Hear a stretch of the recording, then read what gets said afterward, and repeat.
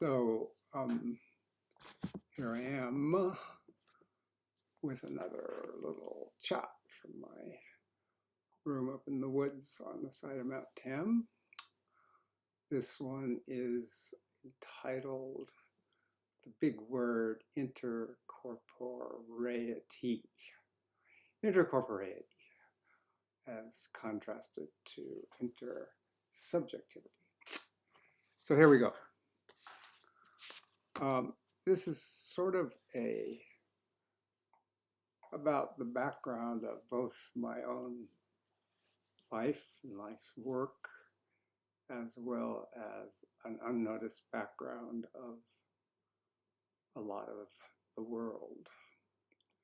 By that I mean that the quality of our being together, talking together, moving together, listening to each other, it's kind of the matrix of human development. And sometimes there's attention to it, but rarely. Attention to it in the sense of noticing that it is an activity, and like all activities, like mountain bike riding, like wrestling, like dancing, like carpentry, it's a skill that can be developed, or something that can be done quite sloppily because it's just haphazard. And I think all of us have suffered under haphazard communication. So I'm going to begin with kind of two concrete parts of my history that will elucidate, hopefully, what I'm talking about. But just first of all, a word about that complicated title. Maurice Merleau-Ponty, the French existentialist, psychoanalyst, phenomenologist, introduced that word in his magisterial works on phenomenologies of the body. And he was using it in contrast to intersubjectivity, where he's trying to put flesh back on that word, because intersubjectivity, like the mind-body split, can be taken very dualistically. Be taken like our relationships are, when you talk about intersubjectivity, you're talking about not the way I look, not the way you react to me visibly, but what's going on inside your head as I talk. So I was brought up in with the idea, as many are, that any unity is only possible through ideas, because we're separate things, hunks in the universe. When, as I will try to elucidate in these few remarks, I realized it was just the opposite. It's the only real unity possible is the sense that we're all here with the same air, the same water, the same dirt, the same microbes, all of us with COVID chasing us around, all of us with nuclear energy threatening the climate, so forth and so on. So it's actually our embodiment that's the core source of unification, no matter what our separate ideas are, of which there are a deluge. So to get down to the history part of this little comment. In 1960s, I was teaching at what's now Loyola Marymount in Los Angeles, and there were a number of people around who were working with Carl Rogers, who was up the road at La Jolla, doing his, developing his client-centered, student-centered learning, client-centered therapy, and so forth. And so I got to meet Carl Rogers early, and I did a lot of groups with him, and he had a huge impact on me, particularly in this theme that I'm talking about today.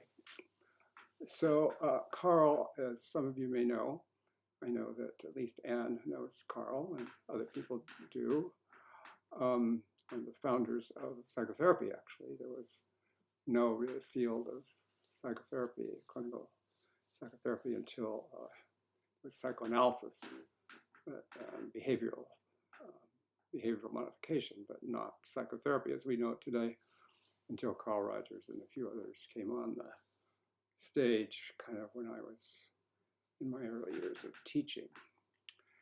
So Carl was an existential listener. When I first got into his presence, I just was overwhelmed by like a breath of fresh air for like the first time in my life I met anybody who really listened. I mean, really listened. He really listened to me. And that listening to me made it possible for me to listen to me in a dramatic way.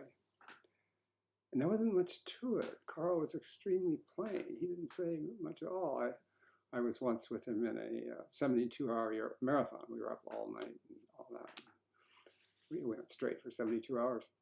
He probably said 50 words, maybe. But he communicated directly that he really was interested in me and heard in detail what I was saying. And communicated that to me by his gestures, by his sounds, very rarely by his words. At that same time, he got a large grant from Ford Foundation to do research on his method of student-centered learning, where he applied these to the classroom, this notion of listening to people instead of just lecturing at them. And so he had this entire school system of the Immaculate Heart Sisters, ranging from preschool to their college, Immaculate Heart College in Los Angeles. And I became part of that experiment. And so I cut my teeth in my first year of teaching under Carl's influence. And early on, I was joined with several people looking at what it means to go into school situations and instead of giving people lots of preconceived material, make a focus of the class. What are the students saying? What do they need? What do they want? What do they want to learn? Now, this is not so radical today, although in some ways much of it's been forgotten, and there's just a lot of still preaching at and all of that, as you unfortunately know. But it was a big revolution then. It was a big revolution that we should listen to students. That was really big. And I went on to both apply those principles in my classes at the university, and then eventually, when I was living in Santa Fe as a Rolfer and with 3 stepchildren, I joined the school board of Santa Fe to help develop an alternative high school, which was based on these principles. So, and then it was out of that I got the idea of developing a somatic graduate program, seeing what happened in this experimental high school based on these principles. The principles are simple: listening to people. But here's the rub. I knew I couldn't listen. I knew I could not do what Carl did, for whatever reason, plenty of reasons. But the point are not the reasons. The point is I couldn't listen. But I could touch. I could move. I could sound back and forth. So there were some little guidelines where I could do something like Carl did, but I couldn't listen. And it was that frustration about listening that got me into all this body work. Because when I first encountered Rolfing and sensory awareness, I realized I was felt like the ghost in the machine. I felt there was this kind of contraption around me, and then somewhere in here was my being and my voice and all of that. And with the help of people like Charlotte Silver and Ida Rolf and all the rest, I began to inhabit these other possibilities. But I needed to do all these practices to learn how to listen. And so that was the first big, huge force in my life that made me aware that the body practices that I went on to study are not only of great help to the individual in helping dysfunction and all that, but they are community builders. they have the capacity, if attended to and developed in this way, of really developing a collaborative community. And that's collaborative is the operative word. How hard is it? You're facing this already in your being here in the program. I get little wins of all the little edges that you're dealing with in trying to create a community. So there's the range, looking from our little families and our little communities at school and so forth, to the big community of the United States, which is a mess, to the world community, which is an even bigger mess. So here we have an earth to take care of, we have starving people to take care of, we have little babies to take care of, we have the water that's getting poisoned to take care of, all those things that unite us, and we're not doing it. So that's the chapter 1. Chapter 2 is more recent, a matter of days. Some of you may know that for the last week and a few days, in addition, I was on this, I was part of this international, very huge international conference on embodiment, 400,000 subscribers. And Mark Walsh, the organizer, asked me to do something, be on this group of keynote series, which I was, and he had originally asked me to engage Bonnie in this, and so Bonnie and I had recorded some time ago with Mark, and so there was that piece of it that Bonnie was on. And then Bonnie and Judith Aston and Daria Halpern, Anna Halpern's daughter, were all asked to do the final thing. 2 points about that experience of the last 12 days or so. One was, it was just hugely heart and soul warming for me to be with those 3 women. It shocked me to remember that all of us have known each other for about 50 years. I met Bonnie early on when I started the program in 1983. And I've known Judith since 1970 or so in Big Sur, when I trained as a Rolfer, and she was teaching her beginnings of her own work. And then, of course, I knew Anna, Daria's mother, but I met Daria when Daria was an actress in Hollywood, living in Santa Fe, and we were all at one of her mother's workshops. So it's been a long time. And the point of my telling all this is I was just I'm so grateful at my age to have so many people that I have lived a meaningful relationship with over many years. So Bonnie and I have done a lot of work together, and Judith. We've all gotten in there and created many, many comings together of many, many groups, many teachings. We refined our own work together, as well as with a few others. And it's just wonderful to have that sense of an ongoing, long-term work. And I think of a book that's been very important for me, and a movement came out of Wilhelm Reich that I've mentioned to you before, Wilhelm Reich's Mass Psychology of Fascism. He says one of the things that's helpful to look at is, where are there communities that work, that are not fascistic, that are not authoritarian, that are not top-down?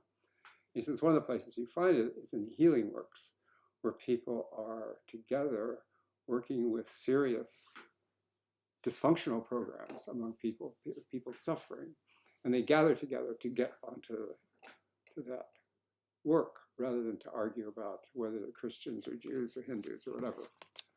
So that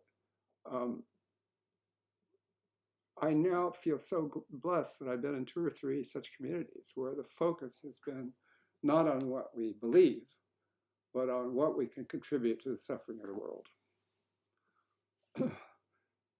So I appreciated these people a lot. Then, as a couple of you know, at least a couple of you, maybe more, there were a couple of, out of the 400,000 people, there were a couple of extremely loud protests. One from a Japanese person who attacked all of the white people and the white males. Coming from Japan, this was very strange to me, since Japan is I don't want to say too much about it, but it is not a model of a non-racist society nor a non-aggressive society, quite the contrary. But there are these rumblings on the outside that we're dealing with all the time these days, of course, with all of the pain that's being surfaced during this shelter in, and with all the mess going on. So we were faced with a dilemma. What are we going to do, the four of us? Are we going to quit because of these protests? A couple of people suggested, several more than two suggested that we quit, we in protest to the way the conference was organized. So we had some very rich conversations about it.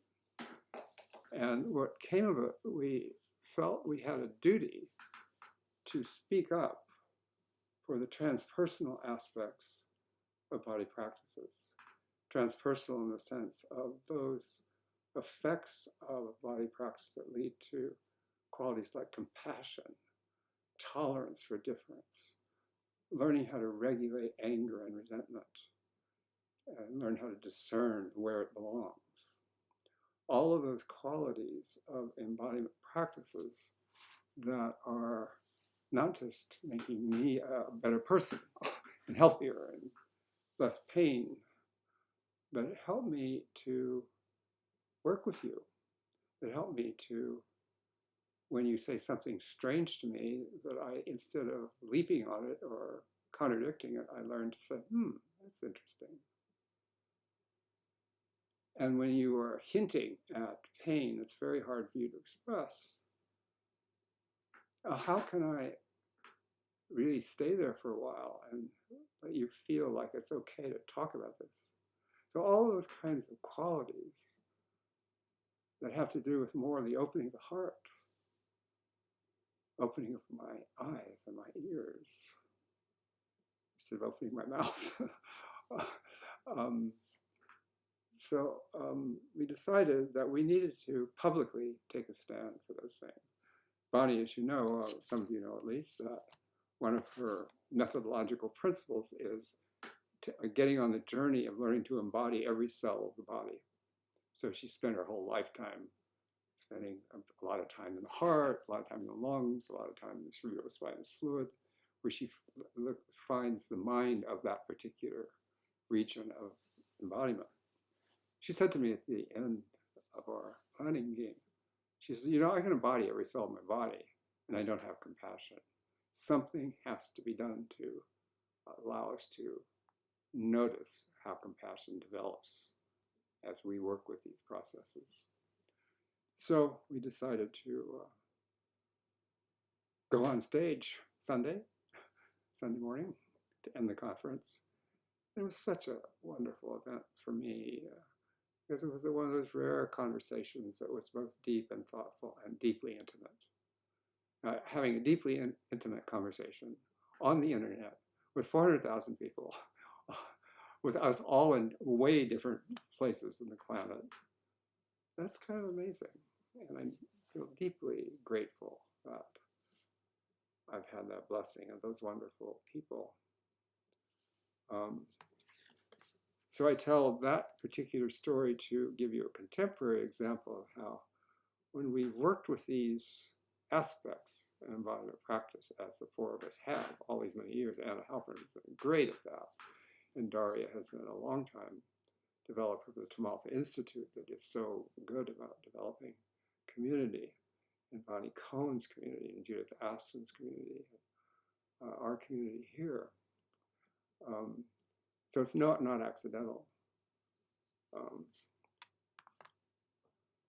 So I'm going to give you two readings and e-copies of these papers that I have. One of them is that will help you perhaps carry this more further even.